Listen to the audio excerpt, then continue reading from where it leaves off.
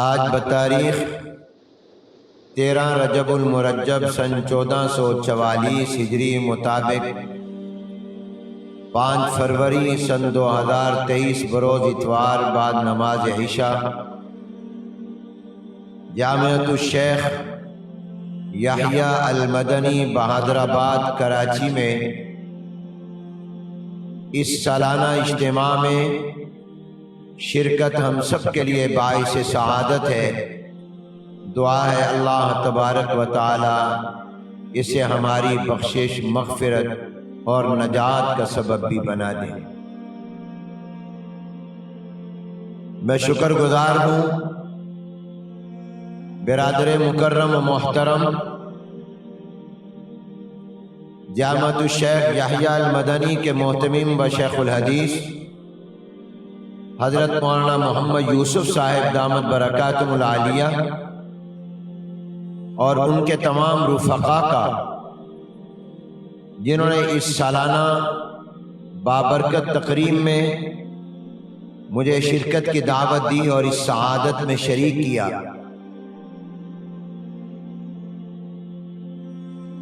جس وقت میں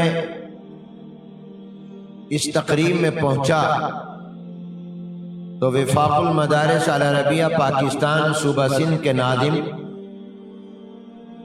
جامعۃ العلوم الاسلامیہ علامہ بن نوری ٹون کراچی کے استاد اور ناظم تعلیمات، ہمارے رفیق سفر و حضر، رفیق کار، دست راست حضرت مولانا امداد اللہ صاحب دامت برکاتہم العالیہ،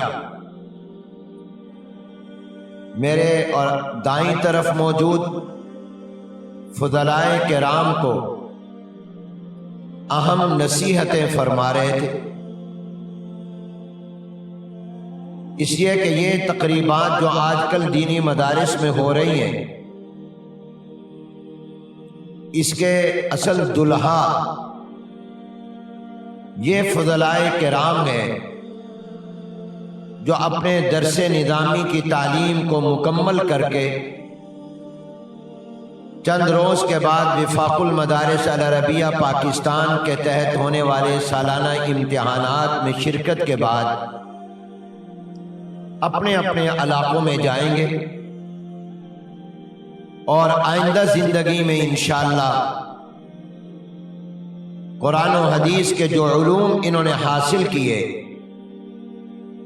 یہ اپنے علاقے اور جہاں اللہ کو منظور ہوگا وہاں ان علاقوں ملکوں میں یہ اللہ کا دین پہنچائیں گے انشاءاللہ۔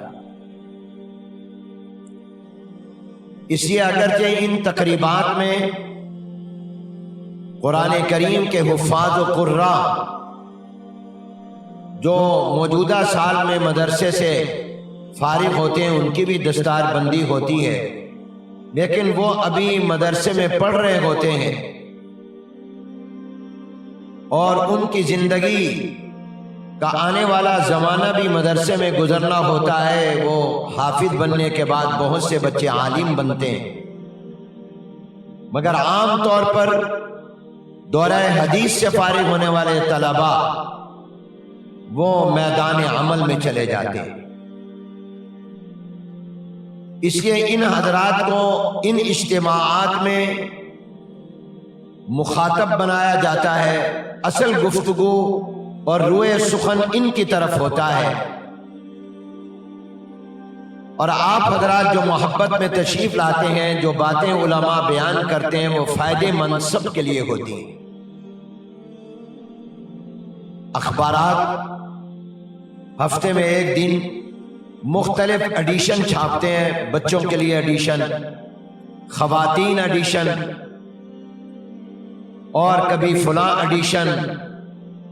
تو وہ جو خواتین کے لیے ایڈیشن ہوتا ہے وہ شاید خواتین کم پڑھتی ہوں، مرد زیادہ پڑھتے ہوں، اور وہ صرف خواتین کے لیے نہیں ہوتا، وہ مردوں کے لیے بھی ہوتا ہے، اس لیے کہ اس میں عورتوں اور خواتین سے متعلق جو باتیں بیان کی جاتی ہیں اس کی ضرورت ان کو جہاں ہوتی ہے وہاں مردوں کو بھی ہوتی ہے۔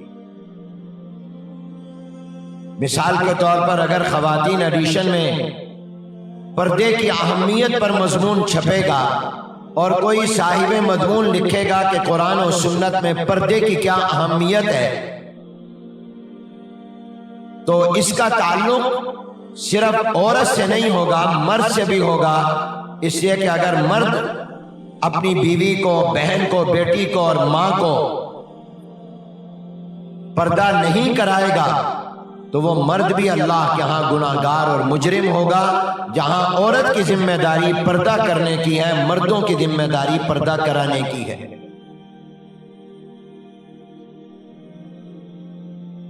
جہاں عورتیں اس کی مکلف اور پابند ہیں، شریعت کے اس حکم کے مرد بھی پابند اور مکلف ہیں۔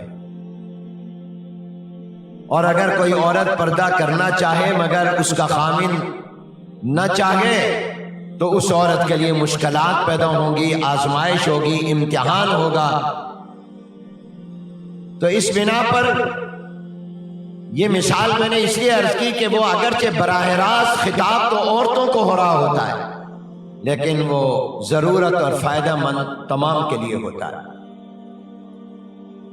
جو باتیں ان طلباء اور فضلاء سے کی جا رہی ہیں وہ میرے لیے بھی فائدہ مند ہیں اور آپ کے لیے بھی فائدہ مند ہیں۔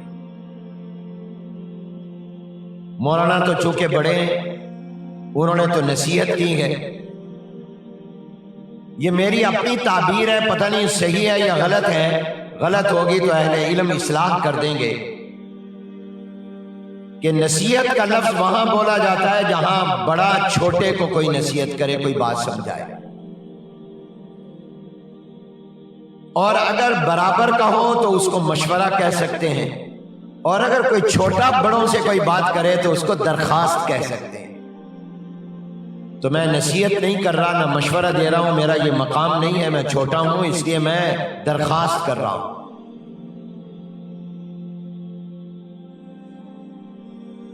پہلی درخواست یہ ہے کہ میرے یہ عزیز فضلاء اور ہمارے اور آپ کا مستقبل اور امید اور آنے والا کل، ہمارا مستقبل ہماری اولاد ہے، اولاد جسمانی ہو روحانی ہو، وہ میرا اور آپ کا آنے والا کل ہے، وہ میرے اور آپ کا مستقبل ہے، وہ میرے اور آپ کی امید ہے۔ ماں باپ کی سب سے بڑی انویسٹمنٹ اس کی اولاد ہوتی ہے، اس کا سب سے بڑا سرمایہ اس کی اولاد ہوا کرتی ہے، اور اولاد جیسے میں نے کہا نسبی ہوتی ہے، وہاں روحانی اور علمی اولاد بھی ہوا کرتی ہے۔ یہ ہماری اولاد ہے، تو یہ جس میدان میں جانے لگے ہیں اس کے لیے ان کو کچھ درخواستیں کی جاتی ہیں۔ پہلی درخواست یہ ہے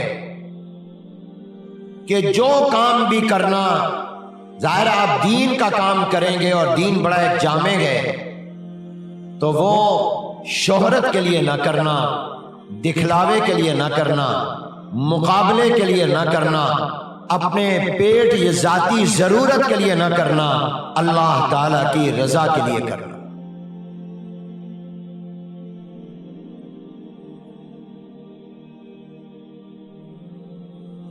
جو کام اللہ کی رضا کے لیے ہوتا ہے اسی کام میں طاقت ہوتی ہے، برکت ہوتی ہے، قبولیت ہوتی ہے۔ جو کام اپنے لیے ہو، لوگوں کے لیے ہو، اس میں نہ طاقت ہوتی ہے، نہ برکت ہوتی ہے، اور نہ ہی اس کے کو قبولیت ملتی ہے۔ اللہ تعالیٰ سب سے بڑے ہیں، جو کام اللہ کے لیے ہوگا وہ کام بھی بڑا ہو جائے، اور اللہ کے علاوہ سب چھوٹے ہیں، اس لیے جو کام غیر اللہ کے لیے ہوگا وہ دیکھنے میں بڑا بھی ہوگا تو چھوٹا ہو جائے گا۔ وَمَا أُمِرُوا إِلَّا لِيَعْبُدُوا اللَّهَ مُخْلِصِينَ لَهُ الدِّينَ، یہ وہ وحی الہی ہے۔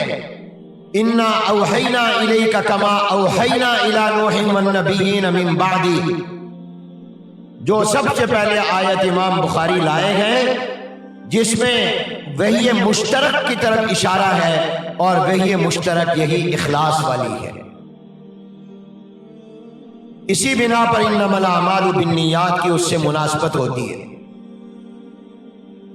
تو سب سے پہلی وحی اور یا یہ سب سے اہم وحی اور مشترک وحی جو اللہ نے ہر نبی اور پیغمبر پر کی ہے، وہ یہ ہے کہ جو کام ہو اللہ کی رضا کے لیے ہو، اللہ تعالیٰ کی خوشنودی کے لیے ہو، اپنی ذات کے لیے نہ ہو، لوگوں کے لیے نہ ہو، شہرت اور دکھلاوے کے لیے نہ ہو۔ میں اختصار کے ساتھ ایسی مثال عرض کرتا ہوں جو سمجھ میں آنے والی۔ دیکھیے، اس وقت دنیا میں سب سے زیادہ آباد کون سی عبادت گاہیں ہیں؟ دنیا کے حالات پر نظر رکھنے والوں کا جواب ہوگا کہ اس وقت دنیا میں سب سے آباد مسجدیں ہیں۔ سینیگاگ یہودیوں کے عبادت خانے آباد نہیں ہیں، چرچ گرجے عیسائیوں اور کرسچن کے آباد نہیں ہیں۔ چرچ میں اتوار کے دن اور سینیگاگ یہودیوں کے عبادت خانے میں ہفتے کے دن آپ جا کر دیکھیں کتنے لوگ ہوتے ہیں، گھنٹیاں بجاتے رہتے ہیں، کوئی آتا ہی نہیں، بے آباد پڑے ہیں۔ مندر، گردوارے، بدھسٹ مذہب والوں کے عبادت خانے آپ کو دنیا میں کسی بھی ملک میں آپ چلے جائیں آپ کو آباد نظر نہیں آئیں گے۔ بعض تو وہ ہوں گے جن کے تالے سالوں سے لگے ہوئے ہیں، کبھی ان کو کھولا ہی نہیں گیا۔ لیکن آپ دنیا کے مسلمان ملکوں میں نہیں، غیر مسلم ملکوں میں بھی چلے جائیں، افریقہ اور یورپ کے ملکوں میں بھی چلے جائیں، وہاں بھی آپ کو سب سے زیادہ آباد اللہ تعالیٰ کی مسجدیں نظر آئیں۔ اس گئے گزرے دور میں بھی سب سے زیادہ آباد مسجدیں۔ مجھے رمضان المبارک میں برطانیہ اور یورپ کے بعض ملکوں میں جانے کا اتفاق ہوا۔ میں آنکھوں دیکھی بات عرض کر رہا ہوں کہ پاکستان کے اکثر شہروں میں، کراچی کی بات نہیں کرتا، یہاں الحمدللہ کافی ذوق ہے، میں باقی جگہوں کی بات کرتا ہوں کہ پاکستان کی اکثر مساجد میں رمضان میں تراویح کی نماز میں اتنے لوگ نہیں آتے جتنے یورپ اور باہر کے ملکوں میں تراویح کی نماز میں لوگ آتے ہیں، فرض نمازوں کے علاوہ، اور بہت بڑی تعداد میں نوجوان آتے ہیں۔ میں نے خود اپنی آنکھوں سے دیکھے وہ مناظر، مسجدیں بھری ہوئی ہوتی۔ یہ تمام مسجدیں آباد ہیں، کیوں آباد ہیں؟ تو بعض فرماتے ہیں کہ یہ آباد ہیں حضرت ابراہیم اور اسماعیل علیہ السلام کے اخلاص کی وجہ سے۔ حضرت ابراہیم اور اسماعیل علیہ السلام نے خانہ کعبہ اور بیت اللہ کی جو بنیاد اللہ کے حکم سے رکھی اور جو اس کی تعمیر کی، وہ جس اخلاص کے ساتھ، جس للہیت کے ساتھ رکھی، یہ ان کے اخلاص کا نتیجہ ہے کہ خانہ کعبہ اور بیت اللہ کی برانچیں، دنیا بھر کی مسجدیں یہ بیت اللہ کی شاخیں ہیں، بیت اللہ کی برانچیں ہیں، تبھی تو ان کا محراب بیت اللہ کی جانب بنایا جاتا ہے، قبلہ رخ بیت اللہ ہوتا ہے اور اس جانب میں رخ کر کے نماز پڑھی جاتی ہے۔ یہ حضرت ابراہیم اسماعیل علیہ السلام کے اخلاص کی وجہ سے اللہ نے پوری دنیا میں بیت اللہ اور خانہ کعبہ کی برانچوں کو آباد کیا ہے۔ اور خود بیت اللہ کتنا آباد ہے۔ کووڈ کے زمانے میں وہاں پابندی تھی، نہیں جا سکتے تھے، دنیا بند ہو گئی تھی، مگر چند دن پہلے جانا ہوا، جو گئے خوش نصیب وہ کہتے ہیں کہ ایسا منظر ہے جیسا حج کے موقع پر ہوتا ہے۔ یہ کیا ہے؟ یہ حضرت ابراہیم علیہ السلام کے اخلاص ہے۔ مسجد نبوی شریف کتنی آباد ہے، ہزاروں لاکھوں لوگ پورا سال آ رہے ہیں اور جا رہے ہیں، ताहद निगाह लोग ही लोग होते हैं, उसकी तोसी कम पड़ जाती है। बैतुल्लाह, मस्जिद हराम की भी और मस्जिद नबवी की, ये क्या है? ये जनाब नबी करीम रहमत आलम हजरत मुहम्मदुर रसूलुल्लाह सल्लल्लाहु अलैहि वसल्लम का इखलास है कि उन्होंने अल्लाह की रजा के लिए खुद अपने हाथों से मस्जिद नबवी बनाई। मदीना में आने के बाद अपना घर नहीं बनाया, अपना मकान नहीं बनाया, अल्लाह का घर मस्जिद नबवी बनाई। ये इखलास है जिसकी बिना पर ये आबाद है और इसकी रौनकें हैं और मस्जिदें भी आबाद हैं। अल्हम्दुलिल्लाह, मेरे इल्म के मुताबिक आज तक दुनिया में कोई मस्जिद बिकी नहीं है, फरोख्त नहीं हुई। मस्जिद लोगों ने बेची नहीं है, लेकिन दुनिया में आपने भी देखा होगा कितने चर्च, कितने गिरजे और कितने दूसरे मज़ाहिब के इबादत खाने मुसलमानों ने खरीदे, और जहां से 3 खुदाओं की अजान बुलंद होती थी वहां तस्लीस की बजाय तौहीद की अजानें बुलंद की हैं और उनको मस्जिदों में बदला है। ये क्या है?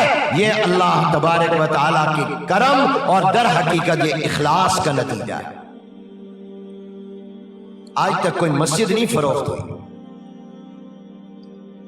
कितने ही मुश्किल हालात क्यों ना हो जाए, आज तक किसी ने मस्जिद का कोई एक टुकड़ा भी नहीं बेचा कि मस्जिद का खर्चा है, चलो मस्जिद की जमीन काफी पड़ी है, ये बेच दो। ये तो होता है और खरीद लो मगर बेचना नहीं। ये तो मैंने माजी का बताया। अब जरा करीब आ जाइए, आपसे सवाल करूंगा, आप जवाब देंगे। हमारा मिजाज तो पंजाबी है, अभी तक कराची का हुआ नहीं है, तो इसलिए हम वहां अपने साथियों को भी साथ लेकर चलते हैं, बुलवाते भी हैं। आप मुझे बताइए, हजरत मौलाना मोहम्मद इलियास रहमतुल्लाह अलैह का नाम सुना है आपने? जिसने सुना है वो जवाब दे दे, जिसने नहीं सुना वो ना जवाब दे। सुना है ना आपने? सुना। तबलीगी जमात के बानी है, दावत और तबलीग के काम के मुअस्सिस हैं। इनके पास कोई हुकूमत थी, इनके पास कोई रियासत थी, इनके पास कोई स्टेट थी? क्या इनके पास कोई मुल्क था? क्या इनके पास कोई टीवी चैनल था? क्या इनके पास मीडिया था? क्या इनके पास कोई अखबार था, कोई न्यूज़पेपर था? क्या इनके पास पुलिस और फौज और कोई कुव्वत और ताकत थी? क्या इनके पास कोई बैंक था? नहीं नहीं, एक गरीब खानदान से ताल्लुक रखने वाले, रहते भी दिल्ली शहर में नहीं थे, बस्ती निजामुद्दीन में थे। आज तो दिल्ली की आबादी बढ़ गई और वो दिल्ली शहर में आ गया, मगर उस जमाने में बस्ती थी, वो बस्ती में रहते थे और वहां अल्लाह की रजा के लिए इखलास के साथ अपने रब के दीन को पहुंचाने के लिए दावत और तबलीग का काम शुरू किया। दुनिया का कोई मुल्क ऐसा नहीं है, खा अफ्रीका हो, खा वो यूरोप हो, खा वो अमेरिका हो, खा वो अरब मुल्क हो, खा वो बर्रे सगीर हो, दुनिया का कोई बर्रे आजम ऐसा नहीं है कि जहां मौलाना इलियास के दिल का दर्द और उनकी सदा और उनकी आवाज पैदल जमाते अपना बिस्तर कंधे पर रखकर अपनी जेब से पैसे खर्च करके दुनिया के कोने कोने में ना पहुंचे हो और कलमे की दावत लेकर ना गए हो और मौलाना इलियास का पैगाम ना पहुंचाया हो। क्या शाफी, क्या हनफी, क्या मालकी, क्या हम्बली, दुनिया के किसी मज़हब और फिका को मानने वाला हो, क्या अरब, क्या अजम, क्या गोरा, क्या काला, जहां मौलाना इलियास का पैगाम नहीं पहुंचा है वो शाफिउल मसलक है, वो इमाम अहमद बिन हम्बल को मानने वाला, एक है इमाम मालिक को मानने वाला, और वो रहता भी गोरों के मुल्क में है, उसका फिका भी अपनी है और वो और रंग भी उसका अलग है, लेकिन वो इमाम मौलाना इलियास की दावत से मुतासिर होकर कलमा पढ़कर मुसलमान भी हो रहा है, और अगर मुसलमान है तो गुनाहों से तौबा करके अल्लाह और पैगंबर के रास्ते पर भी चल रहा है। आपके सुबहान अल्लाह कहने पर कोई पाबंदी है? आपका नामा अमाल बहुत भरा हुआ है, सारे कहो सुबहान अल्लाह, बुलंद आवाज से कहो सुबहान अल्लाह। ऐ अल्लाह, जो जो सुबहान अल्लाह कह रहा है इसको जन्नती बना दे। ऐ अल्लाह, जो जो सुबहान अल्लाह कह रहे हैं इसको मक्का मदीना दिखा दे। ऐ अल्लाह, जो जो सुबहान अल्लाह कहे इनसे राजी हो जा। ये सुबहान अल्लाह भी इबादत है। बुखारी का आखिरी सबक अभी मौलाना पढ़ाएंगे, वो है ही सुबहान अल्लाह। कुरान का आखिरी हुक्म भी सुबहान अल्लाह है और बुखारी का आखिरी सबक भी सुबहान अल्लाह है। قرآن کی سب سے آخری سورت جو نازل ہوئی ہے اذا جاء نصر اللہ والفتح، اس میں اللہ نے جو حکم دیا ہے فسبح بحمد ربک، تسبیح کا حکم دیا ہے۔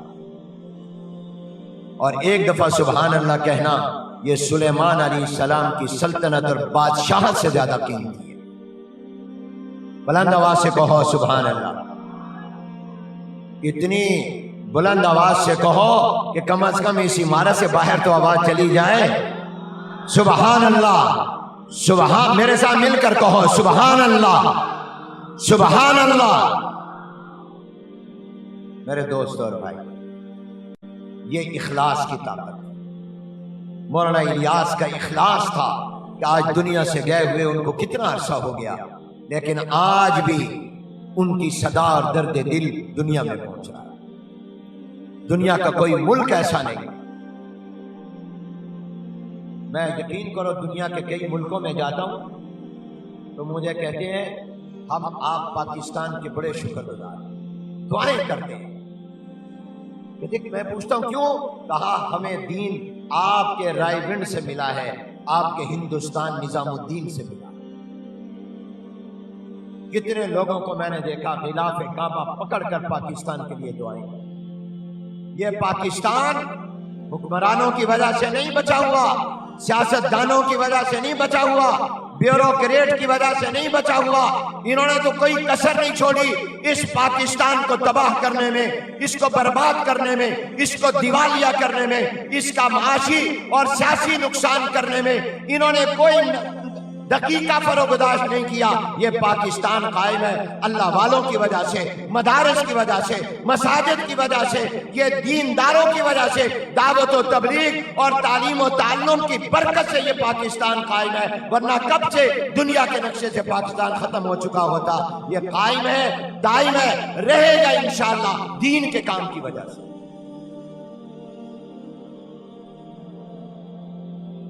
یہ اخلاص کی طاقت ہے۔ دیوبند لوگ جاتے تھے جہاں جو ہے ڈرتے تھے لوگ، جاتے نہیں، کوئی سڑک نہیں، بجلی نہیں، گیس نہیں۔ انار کے درخت کے نیچے ایک استاد محمود، شاگرد بھی محمود، کتاب لے کر بیٹھے، بلڈنگ بھی کوئی نہیں، اللہ کے دین کو پڑھنا ہے۔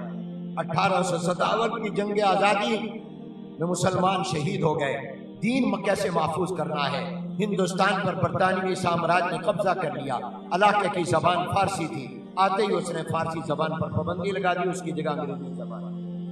خزانہ ہمارا علمی وراثت تمام فارسی میں تھی۔ اس نے کہا مسلمان کا علم سے رشتہ ختم ہوگا، اسلام سے ختم ہو جائے۔ یاد رکھیے جس مذہب کا علم ختم ہو جائے وہ مذہب ختم ہو جاتا ہے، جس کا علم باقی ہو وہ مذہب باقی ہو۔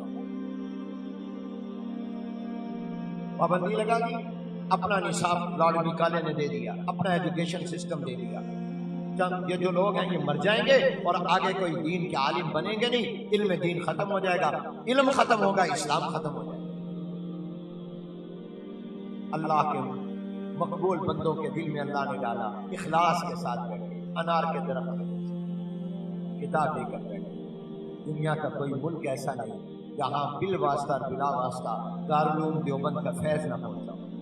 سبحان اللہ، بلند آواز سے سبحان اللہ۔ یہ کیا تھا؟ یہ حجت الاسلام قاسم العلوم والخیرات حضرت مولانا محمد قاسم نانوتوی رحمۃ اللہ علیہ، حضرت خلیفہ عابد حسین رحمۃ اللہ علیہ کا اخلاص تھا۔ میں ہندوستان جب پہلی مرتبہ 1983 میں گیا تو تھانہ بھون بھی گیا،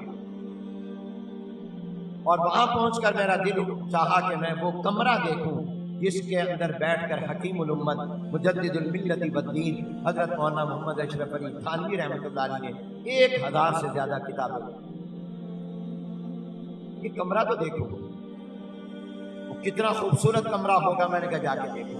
دیکھا کتنا لمبا چوڑا ہوگا، جب دیکھا تو اس کی لمبائی اور چوڑائی اور اس کا سائز کتنا تھا جتنا قبر کا سائز ہوتا،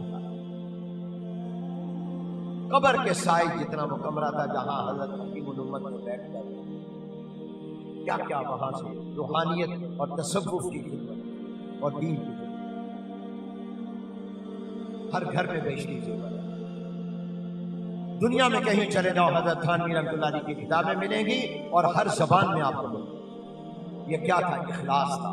اپنی کسی کتاب کے حقوق محفوظ نہیں کیے، لوگ لاکھوں نہیں کروڑوں پتی بن گئے حضرت تھانوی کی کتابیں لکھ چھاپ کر اور بیچ کر۔ حضرت تھانوی نے ایک کتاب کے بھی حقوق اپنے لیے لیے۔ عام فرمایا جو چاہے اس کو شائع کر سکتا ہے اللہ کی رضا کے لیے۔ رائے پور گیا، گنگوہ گیا، نانوتا گیا، جلال آباد گیا، یہ ہمارے مراکز ہیں سارے، نظام الدین گیا، یہ منگل میں بیٹھے اللہ نے جنگل بنایا۔ یہ میرے دوستو کیا تھا؟ اخلاص تھا۔ جب اللہ تعالیٰ نے زمین کو پیدا کیا نا تو یہ زمین حرکت کر رہی، یہ ہل رہی تھی اور اس پر چلنا بیٹھنا تھا مشکل، اس لیے کہ آپ حضرات جانتے ہیں کہ اگر خدا نخواستہ چند منٹ کے لیے بھی زلزلہ آئے تو عمارتیں گر جاتی ہیں، لوگ کمروں سے باہر آ جاتے ہیں۔ اللہ حفاظت فرمائے۔ اگر زمین حرکت کر رہی ہو، نہ بلڈنگ بن سکتی ہے، نہ کوئی کام اور کاروبار ہو سکتا ہے۔ زمین کو جب پیدا کیا اللہ نے، یہ حرکت کر رہی تھی، اللہ نے اس کی حرکت کو روکنے کے لیے بطور کیل اللہ نے اس کی حرکت کو روکنے کے لیے پہاڑ پیدا کیا، اور جب اللہ نے پہاڑوں کو اس میں پیدا کیا اور رکھا، زمین کی حرکت بند گئی۔ فرشتوں نے یہ منظر دیکھا تو کہا اللہ یہ جو آپ نے پہاڑ پیدا کیے اس سے زمین کی حرکت بند ہو گئی، یہ پہاڑ بڑے طاقتور ہیں کہ زمین کی حرکت رک گئی، تو پہاڑوں سے زیادہ طاقتور بھی کوئی آپ نے مخلوق بنائی، کوئی چیز بنائی ہے؟ تو اللہ نے فرمایا ہاں میں نے پہاڑ سے بھی زیادہ طاقتور چیز بنائی ہے، وہ لوہا ہے۔ یہ لوہا پہاڑوں کو بھی توڑ دیتا ہے۔ جہاں کہیں پہاڑوں کو توڑ کر سڑکیں اور موٹر وے بنائے جاتے ہیں، وہ وہاں پر لوہا ہوتا ہے، اس لوہے کے مشینری کے ذریعے وہ پہاڑوں کو توڑتے ہیں، موٹر وے اور سڑکیں بنا دیتے ہیں۔ تو فرشتوں نے کہا اللہ لوہا بڑا طاقتور ہے کہ یہ پہاڑ کو توڑ دیتا ہے، تو پھر ذرا بتا دیجئے کہ لوہے سے بھی زیادہ طاقتور چیز آپ نے کوئی پیدا کی؟ تو اللہ نے فرمایا ہاں فرشتوں میں نے لوہے سے بھی زیادہ طاقتور آگ پیدا کی ہے، جو سخت سخت مضبوط لوہے کو بھی نرم کر دے۔ بھٹی میں ڈالتے ہیں لوہا بھی نرم ہو جاتا ہے، سٹیل بھی نرم ہو جاتا ہے، مڑ جاتا ہے۔ کہا اللہ پھر کیا آپ نے آگ سے بھی زیادہ طاقتور کوئی چیز پیدا کی؟ تو اللہ تعالیٰ نے فرمایا ہاں میں نے پانی کو پیدا کیا، جتنی تیز آگ کیوں نہ ہو پانی اس کو بجھا دیتا ہے، پانی اس کو بجھا دیتا ہے۔ تو اللہ آپ نے کیا پانی سے بھی زیادہ طاقتور کوئی مخلوق بنائی؟ اللہ نے فرمایا ہاں ہوا جو پانی کو بھی اٹھا کر لے جاتی ہے، یہ جو بارش ہوتی ہے یہ ہوائیں جو ہوتی ہیں جو پانی برساتی ہیں، پانی کو اٹھا کر لے کے آتی ہیں، وہ بادل آتے ہیں، ٹھنڈی ہوائیں آتی ہیں اور پانی برس جاتا ہے۔ اللہ اس ہوا سے بھی زیادہ کوئی طاقت والی چیز آپ نے بنائی؟ تو بعض حضرات کی نقل کرتے ہیں کہ اللہ نے فرمایا ہاں میرا غصہ غضب، اللہ کا غضب آ جائے تو سب کچھ تباہ ہو جائے۔ تو اللہ غصے سے بھی زیادہ کوئی طاقت والی چیز آپ نے پیدا کی؟ فرمایا ہاں وہ صدقہ خیرات جو دائیں ہاتھ سے دے اور بائیں ہاتھ کو بھی پتہ نہ چلے، جب دائیں سے دے رہا اور بائیں کو پتہ نہیں چل رہا، یہ صدقہ اخلاص پر مبنی ہے، یہ میرے غضب کی آگ کو بھی ٹھنڈا کر دیتا ہے، تو اس کو بھی بلا دے۔ سبحان اللہ، پھر آپ کی ایسا ہو گئی۔ معلوم ہوتا ہے آپ کو جنت کی ضرورت نہیں، دعا کی ضرورت نہیں ہے۔ اونچی آواز سے کہو، میرا زور لگ رہا ہے، آپ کو تو صرف سبحان اللہ پر لگ رہا ہے، میرا زور اس سے زیادہ لگ رہا ہے۔ میرے دوستوں اور بھائیوں، اخلاص میں بڑی طاقت۔ تو جو کام کرنا اللہ کی رضا کے لیے کرنا۔ یہ ہمارا وفاق المدارس العربیہ پاکستان، یہ آپ کو پتہ ہے کنہوں نے بنایا، کب بنایا؟ اس کا آغاز ہوا 1956 سے، مشورہ شروع ہوا۔ خیر المدارس کی مجلس شورا کا اجلاس ہو رہا تھا، حضرت مولانا شمس الحق افغانی رحمۃ اللہ علیہ نے فرمایا، یہ ریکارڈ میں موجود ہے، فرمایا وہ بھی اجلاس میں تھے، شورا کے ممبر تھے، ہمارے دادا علماء کو ہی اپنی مدرسے کی شورا کا ممبر بنایا ہوا۔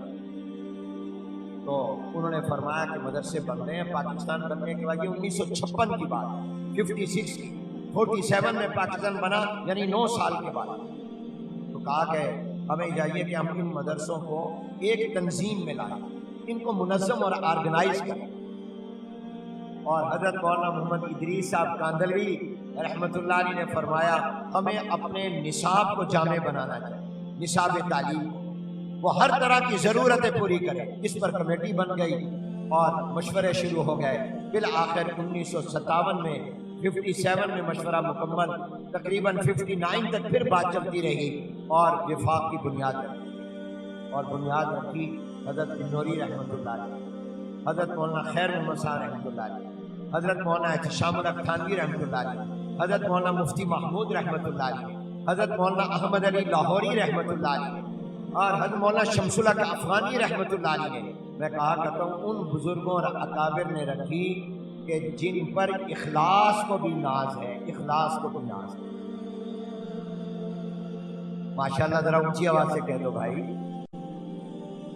اخلاص کو بھی جن پر ناز اور فخر ہے، انہوں نے اس وفاق کی بنیاد رکھی۔ دورے کا امتحان شروع کیا، چند طلبہ پہلے سال شریک ہوئے، گنتی کے چند مدرسے تھے۔ آج اس وفاق المدارس میں 23 سے 24 ہزار مدرسے ہیں اور 25 سے 30 لاکھ طلبہ ان مدرسوں میں زیر تعلیم۔ اور پچھلے سال 1000 کم 90,000 قرآن کے حافظ وفاق کے مدرسوں سے نکلے، اور اس سال جو حافظ وفاق کے مدرسوں سے جا رہے ہیں ان کی تعداد 1 لاکھ ہے۔ 1 لاکھ، سبحان اللہ، 1 لاکھ قرآن کا حافظ، جس کے ثواب میں آپ بھی شریک ہیں۔ آپ کے لیے صدقہ جاریہ ہے۔ 13-14 ہزار بچیاں ہیں جو حافظہ ہوئی، اور تقریباً 35,000 عالم بن کر جا رہے ہیں، دورہ حدیث سے فارغ ہو رہے ہیں۔ جن میں یہ کم ہیں، لڑکیاں ان سے نمبر لے گئی ہیں، وہ 24,000 ہیں لڑکیاں جو عالمہ بن کر جا رہی ہیں۔ سب کہتے ہو سبحان اللہ۔ یہ کیا ہے؟ یہ ان کے اخلاص کا نتیجہ ہے۔ حالانکہ حکومتوں نے مدرسوں کو ختم کرنے کی کوشش کی، وفاق کو ختم کرنے کی کوشش کی، اس کے لیے بے شمار قوانین بنائے، تنگ کیا، ایجنسیوں نے، اداروں نے تنگ کیا، آج تک مدرسے کو تنگ کرتے ہیں۔ بینک اکاؤنٹ بند کر دیے گئے کہ ان کے ہاتھ پاؤں کاٹ دو۔ آج پاکستان جو اسلام کے نام پر بنا ہے، مسجد کا اکاؤنٹ نہیں کھل سکتا، مدرسے کا نیا اکاؤنٹ نہیں کھل سکتا، شراب خانے کا کھل سکتا ہے، جوئے خانے کا کھل سکتا ہے، مسجد اور مدرسے کا اکاؤنٹ نہیں کھل سکتا۔ لیکن اللہ آپ کو جزائے خیر دے، آپ نے کہا تم ان کے اکاؤنٹ بند کر دو، ہم ان کی امداد پھر بھی بند نہیں کریں گے۔ اللہ نے آپ کے ذریعے امداد کرائی، اور الحمدللہ 35,000 عالم جا رہا ہے، 1 لاکھ قرآن کا حافظ الحمدللہ جا رہا ہے۔ اور اس سال جو وفاق کے تحت امتحان طلبہ اور طالبات دے رہے ہیں، پچھلے سال ان کی تعداد 4,75,000 تھی، اس سال 5,25,000، 5.25 لاکھ طلبہ، 50,000 پچھلے سال سے زیادہ ہیں جو وفاق کے تحت امتحان دے رہے ہیں۔ سبحان اللہ۔ جس کو خوشی ہوئی ہے وہ سبحان اللہ کہے، جس کو تکلیف ہوئی ہے وہ سبحان اللہ نہ کہے۔ ماشاءاللہ آپ کو تو سب کو خوشی ہوئی، آپ کراچی والے ہمارے محسن ہیں، ہم آپ کے لیے دعائیں کرتے ہیں۔ تو میرے دوست اور بھائی، یہ کیا اخلاص ہے۔ امام مالک رحمت اللہ علیہ موطا لکھ رہے تھے، حدیث کتاب لکھ رہے تھے، موطا امام مالک۔ تو کسی نے ان سے کہا کہ اسی نام سے حدیث کی کچھ اور لوگ بھی کتابیں لکھ رہے ہیں، آپ بھی اسی نام سے لکھ رہے ہیں۔ تو انہوں نے ایک جملہ کہا، ما کان للہ یبقا، جو اللہ کی رضا کے لیے ہوگا وہ باقی رہے گا، جو اللہ کی رضا کے لیے نہیں ہوگا وہ ختم ہو جائے گا۔ تو اخلاص میں بڑی طاقت ہے۔ تو میں اپنے اور آپ سے اور اپنے آپ سے بھی کہتا ہوں، تم ہسپتال بنواؤ، تم مسجد بناؤ، مدرسہ بناؤ، غریبوں کی امداد کرو، جو کام بھی کرو، اور جو بھی نیک عمل کرو، نماز پڑھو، روزہ رکھو، زکوٰۃ دو، حج کرو، عمرہ کرو، جو کام بھی اللہ تعالیٰ تمہیں توفیق عطا فرمائے وہ صرف اللہ کی رضا کے لیے، پھر دیکھو وہ کام کتنا بڑا ہوگا۔ اور اس جز کو سمیٹتے ہوئے اتنی بات کہتا ہوں، اخلاص کی کیا تعریف ہے، مخلص کس کو کہتے ہیں؟ تو بہت سی تعریفیں کی گئی، میں آپ کو صرف 2 تعریفیں بتا رہا ہوں۔ پہلی تعریف یہ کی گئی، 3 تعریفیں بتا رہا ہوں۔ اخلاص کس کو کہتے ہیں؟ آپ نے یہ تو سن لیا اللہ کی رضا کے لیے، وہ کیا ہوتا ہے، اس کا طریقہ کیا ہے، اس کا معیار کیا ہے؟ تو پہلی تعریف یہ ہے من یکتم حسناتہ کما یکتم سیئاتہ، مخلص اس کو کہتے ہیں جو اپنی نیکیوں کو اس طرح چھپائے جس طرح اپنے گناہوں کو چھپاتا ہے۔ ہم اپنے گناہ کو چھپاتے ہیں نا، پتہ نہ چل جائے کہ اس نے شراب پی ہے، پتہ نہ چل جائے فلاں گناہ کیا ہے، چھپ کر کرتے ہیں۔ فرمایا جس طرح گناہوں کو چھپاتے ہو اس طرح اپنی نماز اور نیک اعمال کو چھپاؤ، یہ اخلاص ہے۔ آج ہم اپنی نیکیوں کے اشتہار لگاتے ہیں۔ فرمایا جس طرح اپنے گناہوں کو چھپاتے ہو اور ڈرتے ہو کہ میرے گناہ کا پتہ کسی کو نہ چل جائے، اسی طرح اپنی نیکیوں کو چھپاؤ اور ڈرو کہ میری نیکیوں کا کسی کو پتہ نہ چلے۔ یہ جس کے لیے کی ہے بس وہی جانے۔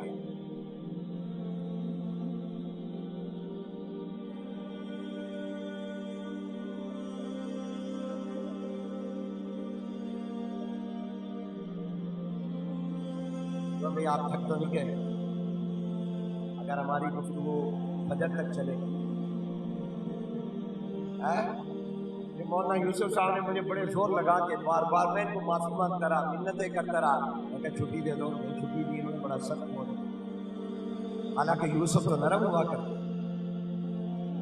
مجھے میری کوئی عذر قبول نہیں، تو اس لیے پھر بیٹھے رہو، ہو سکتا ہے جب تک اللہ بلوائے گا بولیں گے، جلدی نہ کرنا، سال میں ایک ہی رات آتی ہے، ایک ہی دن آتا ہے۔ آپ حضرات کی محبت ہے جو مجھے لائی۔ تو اخلاص کی تعریف یہ کی، نہیں یکتم حسنات، مخلص کس کو کہیں گے؟ نہیں یکتم حسنات کما یکتم سیئات، اپنی نیکیوں کو ایسے چھپائے جیسے گناہوں کو چھپائے۔ اور بعض حضرات نے اخلاص کی تعریف یہ کی ہے، اور یہ جتنی کی ہیں ساری مراد ہے، ان میں کوئی تعارض نہیں ہے، ان میں کوئی ٹکراؤ نہیں ہے، یہ ساری مراد بھی ہو سکتی ہیں۔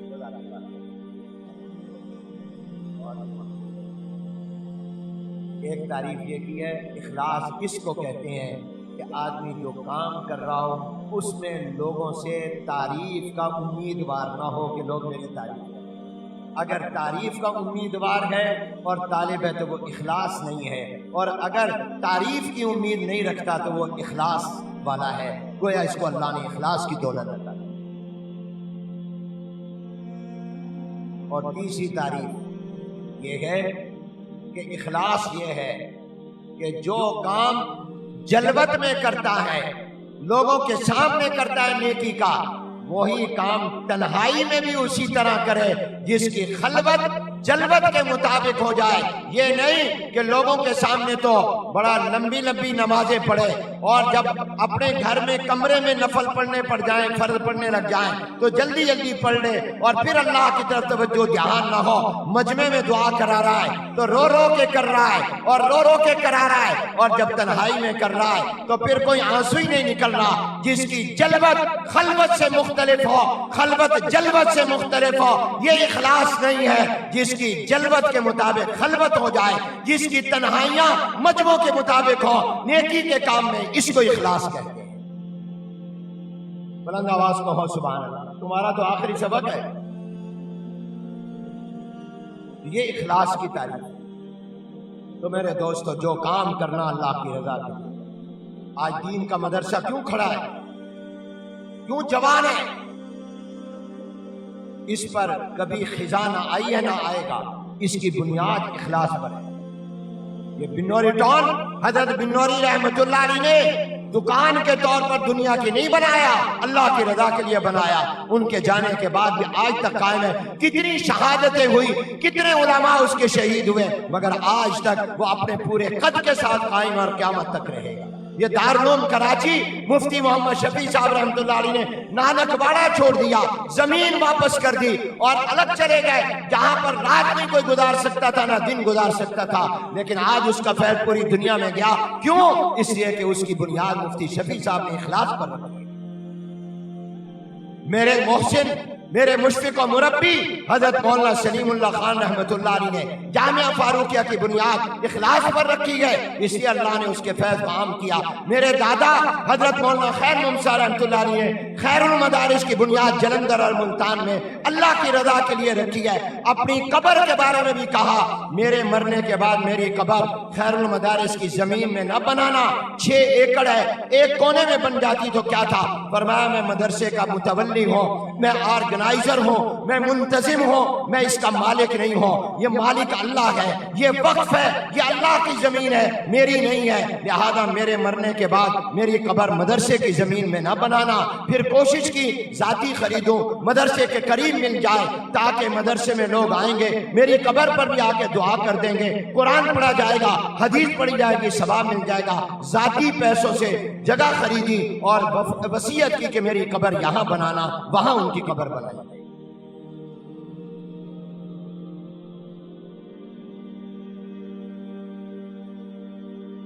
اور یہ تو نعرے بہت ہی کمزور نعرے ہیں، مجاہدوں والا نعرہ لگاؤ اگر لگانا ہے تو۔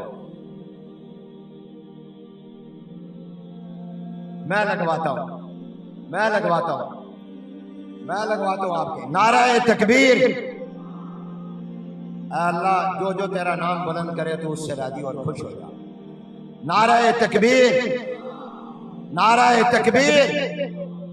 اب جو میں لگواؤں گا اس کے جواب میں آپ کہیں گے محمد الرسول اللہ۔ نعرہ تکبیر کا جواب بھی پورا ہے، نعرہ رسالت کا جواب بھی پورا ہے۔ نعرہ رسالت، اس کے جواب میں آپ نے محمد الرسول اللہ کہنا ہے۔ نعرہ رسالت تاج و تخت ختم نبوت، تاج و تخت ختم نبوت۔ میرے دوستو یہ اخلاص ہے، جو کام کرو اللہ کی رضا کرو، پھر دیکھو کس طرح تمہارے لیے کامیابیاں اور فتوحات کے دروازے کھلیں۔ اور اخلاص کیا ہے وہ میں نے آپ کو بتایا۔ یہ توقع نہ رکھنا میری تعریف ہو، میری شہرت ہو۔ امیر شریعت سید عطا اللہ شاہ بخاری رحمت اللہ علیہ، سبحان اللہ، حضرت رائے پوری کے مرید ہوئے، حضرت مجھے کوئی نصیحت فرمائے، کیونکہ وہ خطیب تھے اور ایشیا میں اتنا بڑا خطیب نہیں پیدا ہوا جتنا بڑا خطیب امیر شریعت۔ اور آج تک میں نے امیر شریعت سید عطا اللہ شاہ بخاری رحمت اللہ علیہ کی برائی کرتے کسی وقت بے فکر کے آدمی کو نہیں سنا۔ اپنے تو ہیں ہی، بیگانے بھی ان کی تعریف کرتے۔ تو حضرت رائے پوری سے کہا حضرت آپ میرے پیر ہیں، مجھے کوئی نصیحت فرمائے۔ تو حضرت نے فرمایا کہ تم خطیب ہو، تمہیں لوگ جلسوں میں بلاتے ہیں اور جلسوں کے لیے اشتہار چھاپتے ہیں، اور پھر آنے والے خطیب کو جاتے وقت میں کچھ لفافہ بھی دیتے ہیں، اور بعض تو ایسے ساتھی ہوتے ہیں مجمع کے اندر لفافہ دینے لگ جاتے ہیں۔ بھئی تم نے دینا ہے کرایہ تو علیحدہ دو۔ تو خیر حضرت نے ان کو کہا میری تمہیں نصیحت یہ ہے کہ کبھی بھی تمہیں کسی جلسے میں بلایا جائے، تم خطیب ہو، تو اشتہار میں اپنا نام نہ دیکھنا کہ میرا نام چھوٹا لکھا ہے، بڑا لکھا ہے، نیچے لکھا ہے یا اوپر لکھا ہے، اپنا نام مت دیکھنا۔ اور جلسے سے پہلے نام نہ دیکھنا اشتہار میں، تقریر سے پہلے، اور تقریر کے بعد لفافہ نہ دیکھنا کہ کتنے پیسے۔ کیا نصیحت کی، سبحان اللہ، معمولی بات نہیں ہے، تاکہ تمہارا بیان اللہ کی رضا کی۔ جلسے تقریر سے پہلے اشتہار میں اپنا نام مت دیکھنا کہ میرا نام کہاں لکھا ہے، اوپر لکھا ہے نیچے لکھا ہے، چھوٹا لکھا ہے بڑا لکھا ہے۔ کیونکہ بہت دفعہ شیطان دل میں ڈالتا ہے مت جانا، تیری تو جو انہیں عزت ہی نہیں دی، تیرا تو اشتہار میں نام ہی نہیں ہے، اور تیرا نام تو چھوٹا لکھا ہے، یا تیرے نام کے ساتھ تو قائد اہل سنت ہی نہیں لکھا، خطیب اعظم ہی نہیں لکھا، مت جانا۔ یہ تقریر اللہ کی رضا کے لیے نہیں ہوگی، یہ اپنی شہرت ہے۔ فرمایا تقریر سے پہلے اشتہار میں نام مت دیکھنا، اور تقریر کے بعد لفافہ مت دیکھنا کہ کتنے پیسے، تاکہ تمہارا یہ دین بیان کرنا اللہ کی رضا ہے۔ تو میرے دوستوں اور بھائیوں، میں نے پہلی درخواست جو ان کو کی وہ اپنے آپ کو سب سے پہلے کی کہ ہم جو کام بھی کریں اللہ کی رضا ہے، پھر دیکھیں اس میں کیا طاقت ہے۔ جس کو بھی اللہ کوئی توفیق دے.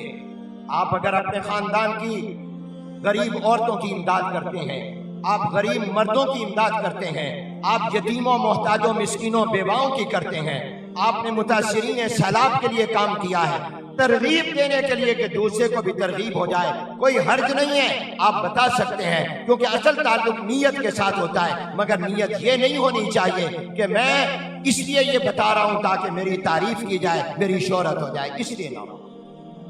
ہاں سن کر یہ بھی امداد کر دے، اس میں کوئی بری بات نہیں. اور یہ بھی میں آپ کو حوالہ دیتا ہوں، میرے دل میں اللہ باتیں ڈال رہا ہے، میں بولتا جا رہا ہوں. جبکہ میرا بیٹا ناراض ہو رہا ہوگا کہ ابو لمبی تقریر کیوں کرتے ہیں، ڈاکٹر نے مجھے روکا ہے، میں بھی 1 سال سے مریض دل ہوں. آپ دعا کر دینا، دوائیوں میں اثر تو اللہ ڈالتا ہے نا، اور دعا میں اس سے زیادہ اثر ہوتا ہے. اللہ ہمیں مضبوط کر دے، ہمارے مولوی امداد اللہ کی طرح اللہ ہمیں بھی مضبوط کر دے. یہ ماشاءاللہ بڑے مضبوط اعصاب اور دل والے ہیں، اللہ ان کو ہمیشہ ایسے ہی چمکتا رکھے. ہم نے ان کو 40 سال پہلے بھی ایسے ہی دیکھا، اب بھی ایسے ہی دیکھا. ان کے بیٹے سے معذرت کے ساتھ یہ اور چاہے تو 4 شادیاں کر سکتے ہیں. خوش ہوگا، میرا بیٹا خوش ہوگا. ایسے بیٹے اللہ ہر ایک کو عطا فرمانا. ہمارے بڑے پیارے ساتھ ہمارے کئی مشکل کاموں میں بڑا ہمارا ساتھ ہے، اور اللہ نے ان کو بڑا صاحب الرائے اور صاحب الرائے بنایا. اللہ ان کی عمر میں برکت دے، آمین کہتے ہیں. حضرت تھانوی رحمۃ اللہ علیہ کے ملفوظات پڑھ رہا تھا، اور میں آپ سے کہتا ہوں اپنے اکابر کی زندگی پڑھو. حضرت مولانا نے فرمایا نا، اسلاف سے تعلق رکھنا وہ تب ہوگا جب ان کی زندگیاں پڑھو، اور کوشش کرنا کہ انہوں نے جیسے کہا سرانے رکھنا، الماری میں نہ رکھنا، سونے سے پہلے ضرور پڑھنا. میرے شیخ مربی حضرت مولانا مفتی محمد تقی صاحب دامت برکاتہ العالیہ فرمایا کرتے ہیں کہ میں اپنے سرانے حضرت تھانوی رحمۃ اللہ علیہ کے ملفوظات اور اپنے اکابر کی کتابیں رکھتا ہوں. جب تک میں 5-10 منٹ پڑھنا نہ ہوتا نہیں، کبھی اس سے زیادہ وقت پڑھتے ہیں. اس کو معمول بناؤ. میں حضرت تھانوی رحمۃ اللہ علیہ کے ملفوظات پڑھ رہا تھا، حضرت تھانوی نے ایک واقعہ نقل کیا. فرمایا کہ حضرت ابو موسیٰ اشعری رضی اللہ تعالیٰ نے ایک رات کو تہجد کی نماز پڑھ رہے تھے، نفل پڑھ رہے تھے، قرآن کی تلاوت کر رہے تھے. ذرا آواز سے کر رہے تھے، نفلوں میں ذرا اونچی آواز سے بھی تلاوت ہو سکتی کر سکتے ہیں. جناب نبی کریم صلی اللہ علیہ وسلم کا گزر ہوا. حضور علیہ السلام نے دیکھا ابو موسیٰ اشعری رضی اللہ عنہ قرآن پڑھ رہے ہیں، اور بڑی خوبصورت آواز میں قرآن پڑھ رہے ہیں. ان کی آواز بڑی خوبصورت ہے. حضور سنتے رہے، اور پھر حضور وہ ابھی پڑھ رہے تھے، حضور تشریف لے گئے. صبح کو یہ حضور علیہ السلام کی خدمت میں حاضر ہوئے. حضور علیہ السلام نے ابو موسیٰ اشعری رضی اللہ عنہ، ہم نے رات تمہارا قرآن سنا، تم بہت پیارا قرآن پڑھ رہے تھے، بڑا خوبصورت قرآن پڑھتے تھے، بڑی پیاری آواز اور بہت اچھے انداز میں قرآن کی تلاوت کر رہے تھے. تو ابو موسیٰ اشعری رضی اللہ عنہ نے عرض کی، یا رسول اللہ صاحب مجھے تو پتہ نہیں چلا آپ میرا قرآن سن رہے ہیں. اگر مجھے پتہ چل جاتا کہ آپ سن رہے ہیں تو میں اور زیادہ خوبصورت کر کے پڑھتا، کہ اللہ کا نبی میرا قرآن سن رہا ہے. وہ کیا خوش نصیب صحابہ تھے جن کا قرآن حضور سنا کرتے تھے. سبحان اللہ کہہ دو، بلند آواز سے کہہ دو سبحان اللہ. جس کے دل میں صحابہ کی محبت ہے وہ سبحان اللہ کہہ دے. اے اللہ جس نے سبحان اللہ کہا ان کو صحابہ کے ساتھ جنت میں جمع کر دے. فرمایا پھر حضرت تھانوی رحمۃ اللہ علیہ اس پر سوال آیا. اس میں اب سوال پیدا ہوتا ہے حضرت ابو موسیٰ اشعری رضی اللہ عنہ کا یہ فرمانا کہ اگر مجھے پتہ چلتا کہ آپ سن رہے ہیں تو پھر وہ قرآن پڑھتے تو وہ تو پھر اللہ کے لیے نہ ہوتا، حضور کے لیے ہوتا. تو پھر یہ تو اخلاص کے خلاف ہے. یہ بات کیسے کہتی ایک صحابی نے؟ یہ تو اخلاص کے خلاف لگتی ہے بظاہر. پھر حضرت تھانوی نے اس کا جواب دیا. سبحان اللہ، سوال بھی خود قائم کیا، پھر جواب بھی دیا.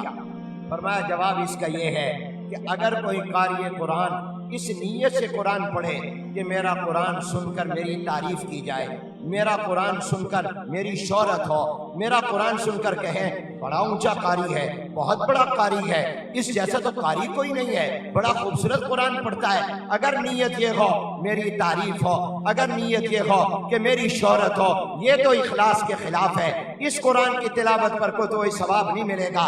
और अगर कोई इस नीयत और इरादे से कुरान को खूबसूरत करके अच्छी आवाज में पढ़ता है ताकि अल्लाह के बंदे सुनकर खुश हो जाएं और मुझे दुआएं दे दें, तो मुसलमान को खुश करना भी इबादत है, मोमिन को खुश करना भी इबादत है। जब आम मोमिन को खुश करना इबादत है तो कायनात के सरदार पैगंबर कायनात हुजूर अलैहिस्सलाम को खुश करना कितनी बड़ी इबादत होगा। सुभान अल्लाह, फिर ऐसा हो गई तुम्हारी। और जब आम मुसलमान को खुश करना इबादत है तो सरकारे दो आलम को खुश करना कितनी बड़ी इबादत है। तो उनकी नीयत ये नहीं थी कि हुजूर मेरी तारीफ करें, मेरी शोहरत हो, नीयत ये थी कि हुजूर खुश हो जाए। और सहाबा की तो जिंदगियां ये थी, मकसद ये था कि हमारा नबी खुश हो जाए। हम सब दुआ करते हैं अल्लाह आप भी राजी हो जाए, हुजूर भी हमसे राजी हो जाए, आमीन कहते हो।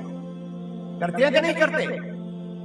तो खुश करने की नीयत करना ये इखलास के खिलाफ नहीं है। ये बताएगा मुरब्बी, ये बताएगा शेख, इसलिए किसी अल्लाह वाले के हाथ में हाथ देना जरूरी। समझाएगा इखलास क्या है, कौन सी चीज इखलास के मुनाफी है और कौन सी इखलास के मुनाफी। तो अगर कोई नात खान इस नीयत से नाते पढ़ता है कि मेरी शोहरत हो और मौलाना तलहा रहमानी मेरी जनाब खूब बना के केस्टें चलाएं और तो जनाब मेरी तारीफ हो, बड़ा नात खान है, इस ये इखलास के खिलाफ है।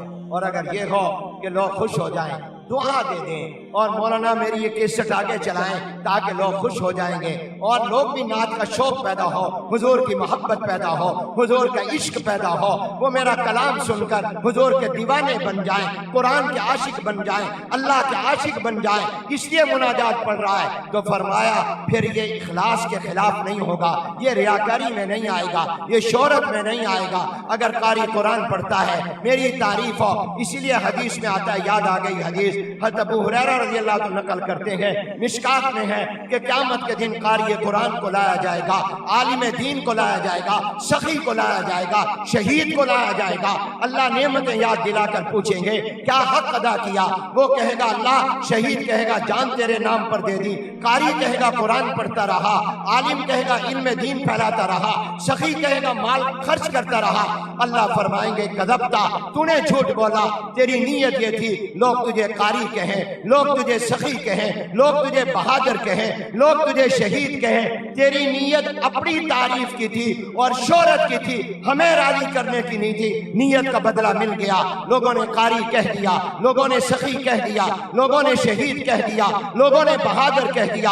आज हमारे पास इसका कोई अजर नहीं है और हुक्म होगा इसको ऊंधे मुंह जहन्नम में डाल दो।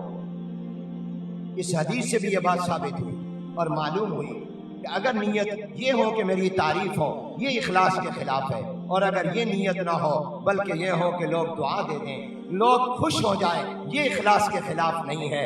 और हज़रत अबू मूसा अशअरी रज़ियल्लाहु अन्हु का फरमाना यही था कि आप खुश हो जाएंगे, मुझे दुआ दे देंगे और जिसको हुजूर की दुआ मिल जाए उसको और क्या चाहिए। तो उनकी नीयत जो थी वो इखलास के खिलाफ नहीं।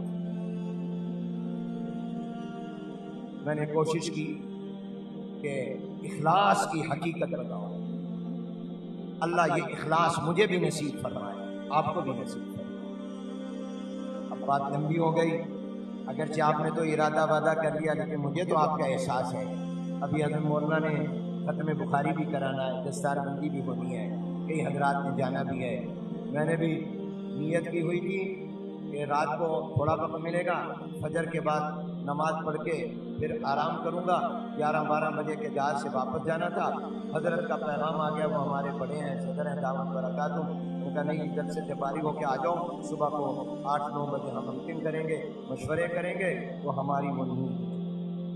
तो इसलिए अब हम ये लंबी बात था कि रात को कुछ नींद हो जाए, और यकीनन उनके मशवरे भी हमारे लिए नेमत और रहनुमाई, अल्लाह उनके वजूद को बाकी और दायम करे। तो इसलिए मैं लंबी बात नहीं करता। और दूसरी बात, कई बातें करनी थी, एक बात इखलास की थी, दूसरी बात जो मैं अहम ज़रूरी करना चाह रहा हूँ वो ये कि آپ حضرات اپنے دور اور زمانے اور جن علاقوں میں جائیں ان علاقوں کے فتنوں پر بھی نظر رکھیں کہ اس زمانے کے فتنے کیا ہیں اور اس زمانے اور علاقے کے اندر کون کون سی گمراہیاں ہیں، باطل نظریات ہیں، باطل عقائد ہیں، اور کون کون سی یہاں خلاف شریعت چیزیں ہیں، ان پر نظر رکھنا اور ان کا رد کرنا بھی آپ کی ذمہ داری ہے۔ عالم کو اپنے زمانے، آپ ابھی پڑھیں گے امام بخاری رحمۃ اللہ علیہ معتزلہ کی رد کر رہے ہیں، ثابت کر رہے ہیں قیامت کے دن گناہ نیکیاں توڑ لی جائیں گی، کیونکہ ان کے زمانے میں گمراہ فرقہ تھا معتزلہ، وہ آج نہیں ہے اس نام سے، جن کا باطل نظریہ یہ تھا کہ اللہ انصاف کریں گے، گناہوں نیکیوں کو تولا نہیں جائے گا، تولا ان کو جاتا ہے جس کا وجود ہو، جس کا وجود ہی نہیں اس کو تولا۔ امام بخاری اس کا رد کر رہے ہیں، انہوں نے بخاری پڑھی، باقی کتابیں پڑھی، امام بخاری کہیں جہمیہ کا رد کرتے ہیں، کہیں کرامیہ کا رد کرتے ہیں، کہیں خوارج کا رد کرتے ہیں، کہیں مرجیہ کا رد کرتے ہیں، کہیں معتزلہ کا رد کرتے ہیں۔ یہ نام میں نے آپ کو سنائے، بعض لوگوں نے پہلی دفعہ سنے ہوں گے، کیونکہ یہ تو پاکستان کے ہی جانتے ہیں، جو بندی جانتے ہیں، بریلوی جانتے ہیں، سنی جانتے ہیں، شیعہ جانتے ہیں، یہ ان فرقوں کو جانتے ہیں، مگر ان کے زمانے میں یہ فرقے تھے، اور ان میں بہت سے یہ وہ فرقے تھے جن کے نظریات شریعت کے خلاف، قرآن و سنت کے خلاف تھے۔ امام بخاری ان کی تردید کرتے ہیں۔ اس سے پیغام ملتا ہے کہ امام بخاری کی نظر، محدثین کی نظر، فقہاء کی نظر، اہل دین کی نظر اپنے زمانے کے فتنوں پر بھی ہوتی تھی، اپنے علاقے کے فتنوں پر بھی ہوتی تھی، اور وہ ان فتنوں کا رد بھی کیا کرتے تھے۔ اس لیے آپ کی ذمہ داری ہے کہ آج آپ سوچیں کہ آج کون سا فتنہ ہے۔ آج معتزلہ نہیں ہے، آج مرجیہ نہیں ہے، آج کرامیہ نہیں ہے، آج جہمیہ نہیں ہے، آج خوارج نہیں ہے۔ آج کے زمانے کا فتنہ وزن اعمال کا انکار نہیں ہے۔ آج کے زمانے کا فتنہ قرآن کریم کے مخلوق ہونے کا دعویٰ، جس کے خلاف امام احمد بن حنبل کو کوڑے کھانے پڑے، آج وہ فتنہ نہیں ہے۔ اور اسی طرح پر اعمال کو بیکار قرار دے دینا، یہ فتنہ آج نہیں ہے۔ یہ اس طرح یہ فتنے اب ختم ہو گئے۔ آج کا فتنہ میں آپ کو بتاتا ہوں، آج کا سب سے بڑا فتنہ مغربیت ہے۔ آج کا سب سے بڑا فتنہ مغربیت۔ جیسے اس زمانے کے علماء نے اپنے زمانے کے فتنوں کے بارے میں پوری معلومات حاصل کی، پھر ان کا رد کیا، اور رد بھی دلائل سے کیا، اسی طرح آج کے دور کے فتنوں کا ادراک، آج کے فتنوں کو سمجھنا اور سمجھ کر قرآن و سنت کے دلائل کی روشنی میں اس کا رد کرنا، یہ عالم ربانی کی ذمہ داری ہے۔ مولوی کا کام صرف حق بیان کرنا نہیں ہے، مولوی کا کام حق کے ساتھ ساتھ باطل کی تردید کرنا نہیں ہے۔ دعا پوری ہے، اللہم ارنا الحق حقا وارزقنا اتباعہ وارنا الباطل باطلا وارزقنا اجتنابہ۔ آمین کہہ دو۔ اے اللہ ہمیں حق کو حق کر کے دکھا، حق پر چلنے والا بنا۔ اے اللہ باطل کو باطل کر کے دکھا، اور ہمیں باطل سے بچنے والا بنا۔ صرف حق نہیں مانگا، باطل سے حفاظت بھی مانگا۔ باطل سے لوگ بچیں گے کیسے؟ گمراہ عقیدوں سے بچیں گے کیسے؟